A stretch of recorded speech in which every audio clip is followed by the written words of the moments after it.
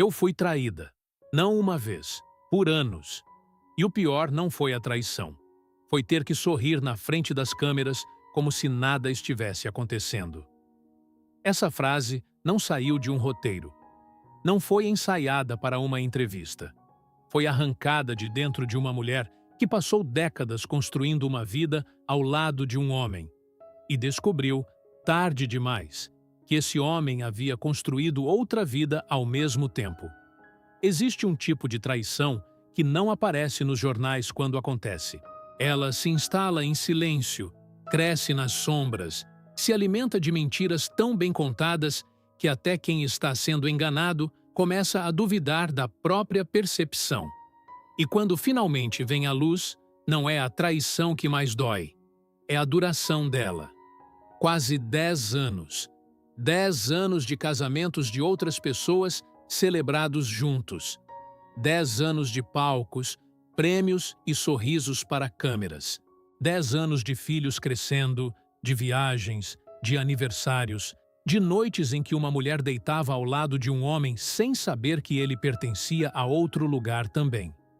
Zilu Camargo não é um nome que o Brasil esquece fácil.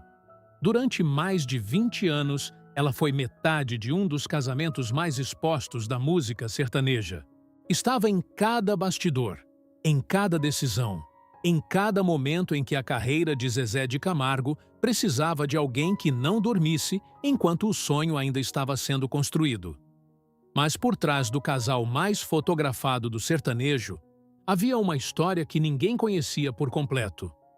Uma história de lealdade absoluta de um lado e de ausência silenciosa do outro. O que Zilu revelou, quando finalmente decidiu falar, não foi apenas sobre um casamento que terminou. Foi sobre o preço invisível que ela pagou para mantê-lo vivo. Sobre as humilhações engolidas. Sobre a mulher que ela foi obrigada a ser para que o mundo continuasse acreditando numa ilusão. E sobre o que ela encontrou do outro lado, depois que a ilusão desmoronou.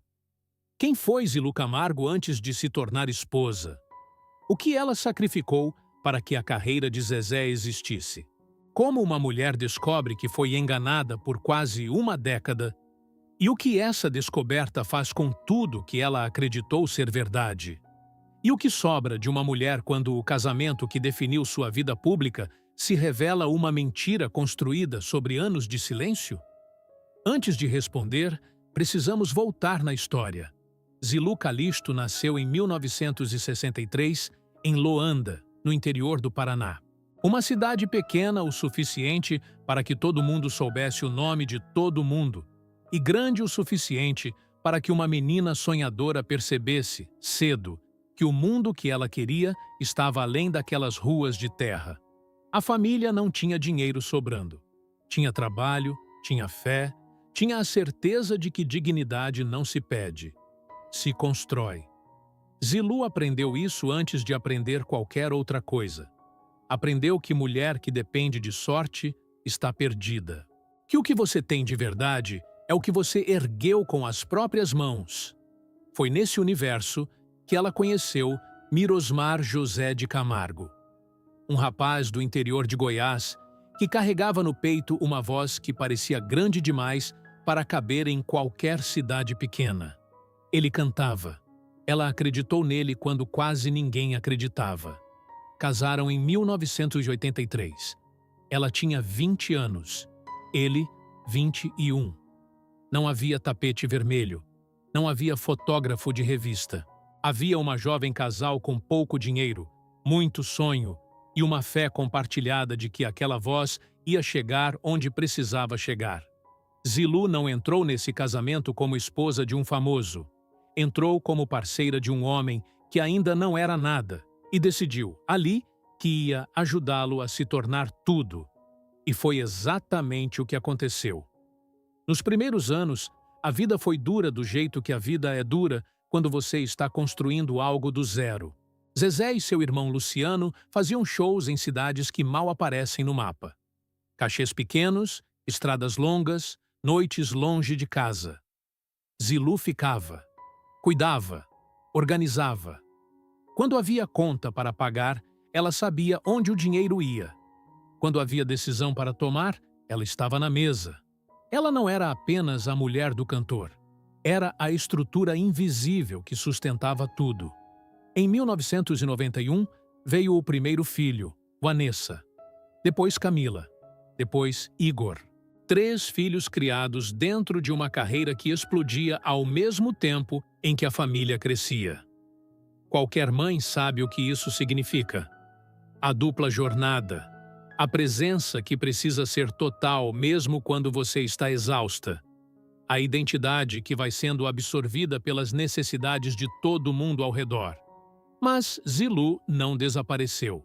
Ela se reinventou dentro daquele papel. Quando a dupla Zezé de Camargo e Luciano explodiu no Brasil nos anos 90, o país inteiro conheceu aquelas vozes.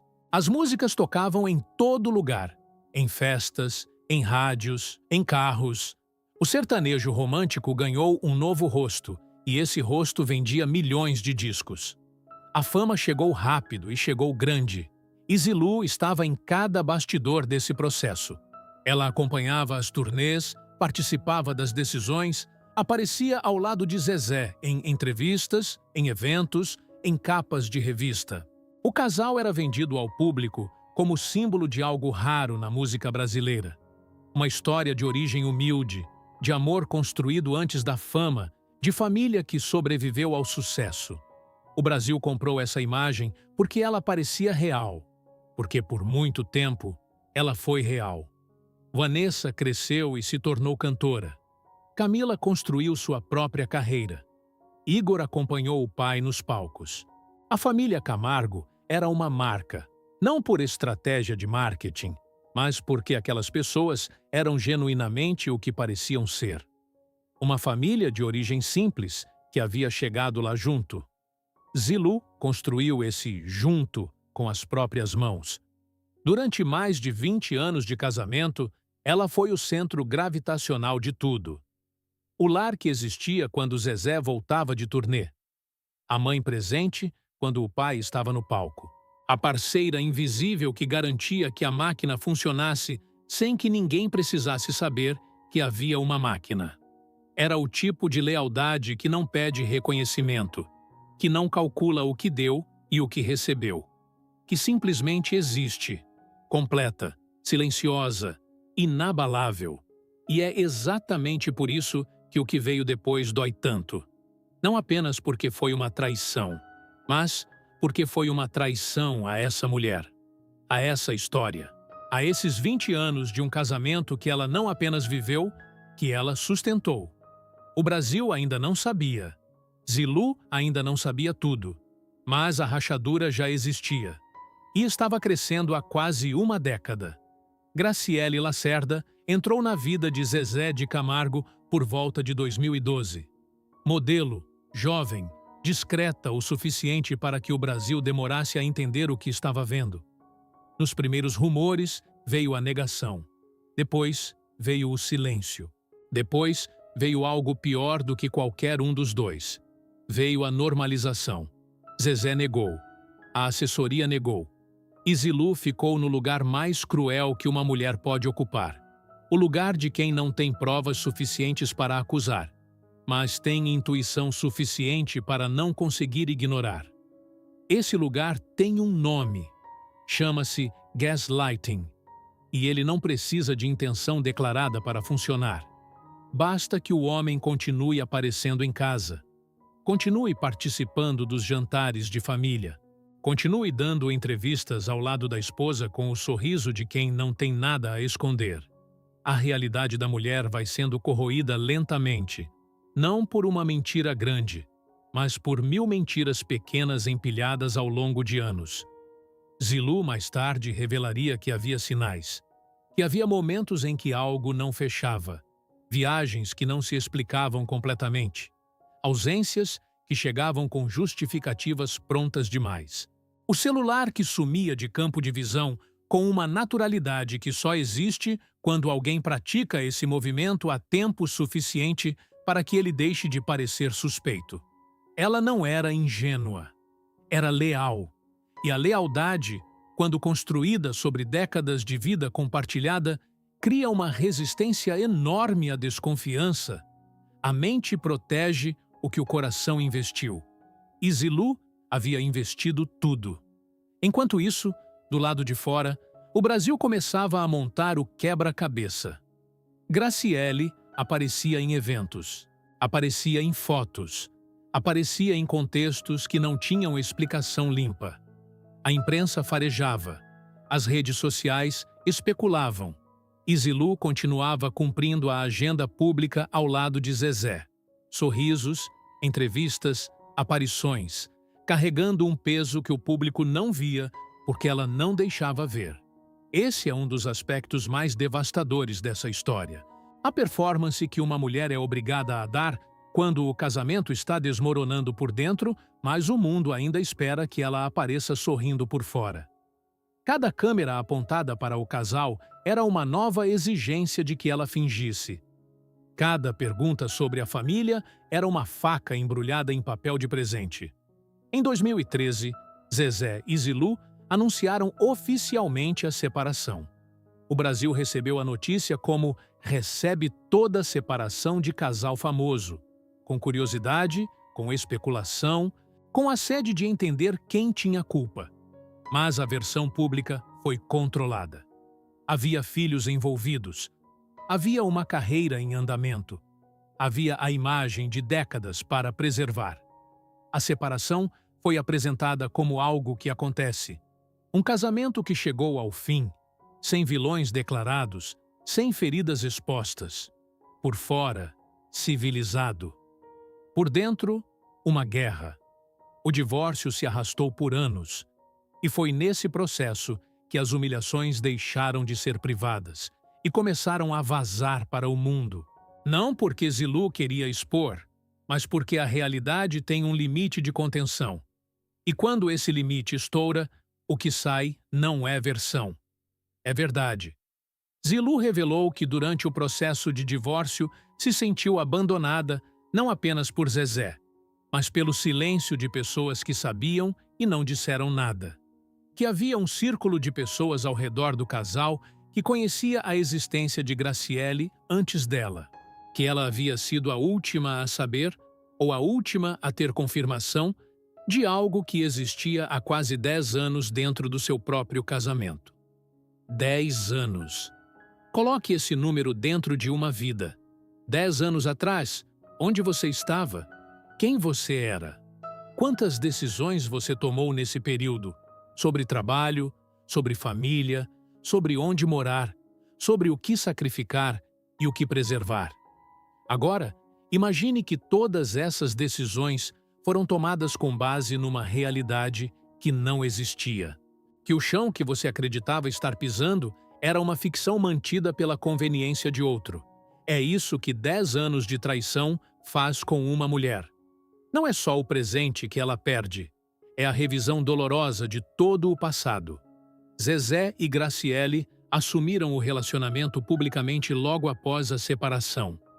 Para o mundo, era um casal novo começando uma história. Para Zilu, era a confirmação de tudo que havia sido negado, transformada em manchete, em foto de revista, em story de Instagram. A mulher que havia sido apagada aos poucos agora via a substituição celebrada em público. E o Brasil, como o Brasil faz, dividiu opiniões. Tinha quem romantizasse o novo casal. Tinha quem atacasse Graciele. Tinha quem dissesse que Zilu deveria seguir em frente, como se seguir em frente fosse uma decisão que se toma num dia, como se 22 anos de casamento fossem uma fase que se supera com boa vontade e um pouco de tempo. O que poucos perguntaram foi o que Zilu estava carregando por baixo de tudo isso. Ela falou, em entrevistas, em momentos de coragem que custaram caro, em declarações que o Brasil recebeu com a mistura de empatia e voyeurismo que acompanha toda dor pública. Disse que se sentiu humilhada. Disse que a lealdade que ela havia dado ao casamento não foi devolvida na mesma moeda. Disse que houve momentos em que ela se viu sozinha dentro de uma vida que havia construído para dois. Mas disse também algo que ficou. Disse que não se arrependia de ter amado da forma que amou. que o problema nunca havia sido ela amar demais, havia sido ele honrar de menos. Essa distinção importa, porque existe uma narrativa confortável que coloca a mulher traída no papel de ingênua, de dependente, de alguém que deveria ter visto os sinais mais cedo. Essa narrativa transfere o peso da traição para os ombros de quem foi traído. É uma inversão cruel, e é exatamente o tipo de inversão que Zilu se recusou a aceitar. Ela não havia falhado em perceber. Ela havia escolhido confiar. E confiar não é fraqueza. É o fundamento de qualquer casamento que vale o nome. O que falhou não foi a percepção dela, foi a lealdade dele. Zilu Camargo sobreviveu. Não da forma suave que essa palavra às vezes sugere. A mulher que lambe as feridas em silêncio e agradece por estar de pé. Sobreviveu da forma difícil, da forma que exige que você olhe para os destroços do que construiu, reconheça o tamanho da destruição e decida, mesmo assim, que não vai deixar que essa destruição seja a última palavra sobre quem você é. Ela reconstruiu, mudou de país, abriu negócio, criou filhos que se tornaram adultos inteiros. Encontrou leveza onde havia escombros. E quando o Brasil quis ouvi-la, ela falou: não para destruir, não para vingar, mas para nomear. Porque nomear o que aconteceu é o primeiro ato de quem se recusa a carregar uma culpa que nunca foi sua. Mas essa história não é só sobre Zilu. É sobre todas as mulheres que sustentaram casamentos com as próprias mãos e foram tratadas como mobília quando o homem decidiu que queria algo novo. É sobre o silêncio que se impõe a uma esposa quando os rumores começam. O silêncio da dúvida. O silêncio da lealdade mal correspondida. O silêncio exigido pela imagem pública que ela também ajudou a construir. É sobre o preço específico que mulheres pagam quando o casamento era também uma carreira, uma marca, uma identidade pública. E o divórcio significa perder tudo isso ao mesmo tempo, enquanto o homem continua no palco, continua vendendo discos, continua sendo aplaudido. É sobre o fato de que 22 anos de dedicação não garantem lealdade, e que uma mulher pode fazer tudo certo, amar com inteireza, sacrificar com generosidade, estar presente quando o mundo inteiro ainda duvidava, e ainda assim ser a última a saber que estava sendo enganada dentro da própria casa. Isso não é azar. Isso é uma escolha que alguém fez. E essa escolha tem nome e tem endereço. Zilu não precisa de pena. Nunca precisou. O que ela merecia, o que qualquer pessoa que ama com essa intensidade merece, era a verdade. A tempo, com respeito. Não recebeu. E mesmo assim, está de pé. Isso não é pouco. Em certos casamentos, sobreviver já é um ato de coragem. Sobreviver e ainda conseguir falar, com clareza, sem ódio, sem se diminuir, é algo que pouquíssimas pessoas conseguem fazer depois de uma traição dessa magnitude. Zilu Camargo conseguiu. E o Brasil, que por anos consumiu a imagem do casal perfeito sem fazer perguntas, deve a ela pelo menos isso: ouvir a versão inteira, não a versão do palco, a versão real, a que custou caro demais para ser ignorada.